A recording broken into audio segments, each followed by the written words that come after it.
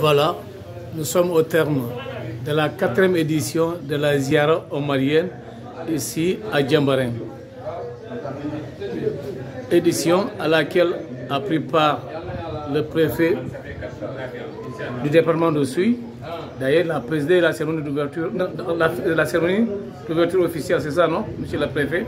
Voilà, une cérémonie très riche en renseignements, pleine de grâce, pleine de bénédictions, par l'émissaire du Khalif, justement. Monsieur le préfet, en tant que représentant du chef de l'État, qu'est-ce que vous avez retenu justement de cette édition? Quels sont les enseignements forts que vous avez tirés justement de cette cérémonie? Je vous remercie. Nous avons tenu à venir participer à cette cérémonie officielle organisée par la famille omarienne qui est ici à Djembarène, en partenariat avec la commune de Djembarène. À cette occasion, nous avons sollicité des prières de l'émissaire du Khalif de la famille omarienne, solliciter aussi des bénédictions pour un Sénégal de paix, un Sénégal de stabilité et d'union des cœurs. C'était une journée de prière, une journée de recueillement et une journée de communion avec toute la communauté musulmane. Le message à délivrer, c'est un message de paix, c'est un message de fraternité, c'est un message à l'endroit au-delà de la communauté musulmane, à l'endroit de tous les citoyens sénégalais, qui va au-delà même de l'aspect ou de la dimension spirituelle, mais qui va emporter même la dimension citoyenne. Nous avons échangé avec toute la Oumma et nous avons aussi délivré un message en tant qu'autorité administrative pour inviter l'ensemble des citoyens de la commune, de l'arrondissement, du campus et du département d'Oussouye, et par extension même des citoyens sénégalais, à fédérer nos efforts à fédérer les cœurs autour des questions essentielles de développement, de paix, de sécurité, d'entente, de cordialité, de vie en communauté, de spiritualité. Nous devons sécuriser ce que nous avons de plus sacré. Nous devons cultiver la paix, le consensus, le partage, les valeurs qui permettent de construire un État, une nation. Et nous devons préserver tous les acquis que nous avons. Vivre en communauté, vivre en mettant en valeur et en exergue le partage, la citoyenneté, la responsabilité et toutes les autres valeurs cardinales qui nous ont été enseignées par les religions révélées. Nous ne devons pas mettre en péril ce que nous avons de plus sacré, c'est-à-dire la fraternité. Quelles que soient nos postures, nous devons penser à sauvegarder la nation sénégalaise. Nous devons penser à avoir des attitudes citoyennes responsables, faire montre d'une maturité et d'un caractère irréprochable dans toutes les circonstances. Donc c'est le message que nous avons délivré, nous avons partagé, et dans sa réponse aussi, c'est le message qui a été livré par l'émissaire du Khalif de la famille omarienne. Et nous nous en réjouissons. Donc nous devons aussi nous inspirer de tous les chefs coutumiers, de tous les chefs religieux qui nous montrent la voie, comment un citoyen doit se comporter dans sa communauté et qu'est-ce qui pourrait aider les citoyens à aller de l'avant à avoir un accomplissement à la fois professionnel, personnel et spirituel. Le saint émissaire donc, du Khalif omarien a prêché la bonne nouvelle. La bonne parole, c'est de l'union des cœurs et de l'unité de toutes les filles et de tous les fils de la commune de Djembarin pour promouvoir son développement.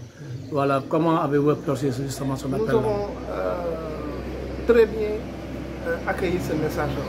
Et c'est ce message-là que nous ne cessons pas de délivrer, de partager avec nos concitoyens.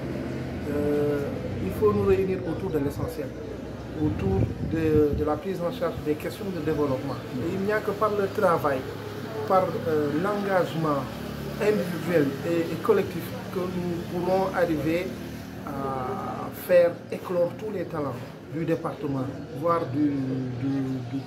dans toute l'étendue du territoire national.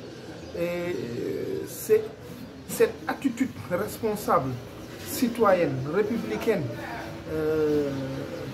qui nous permettra d'aller de l'avant, de faire des progrès et de donner un aperçu de nos ambitions légitimes et de nos ambitions nobles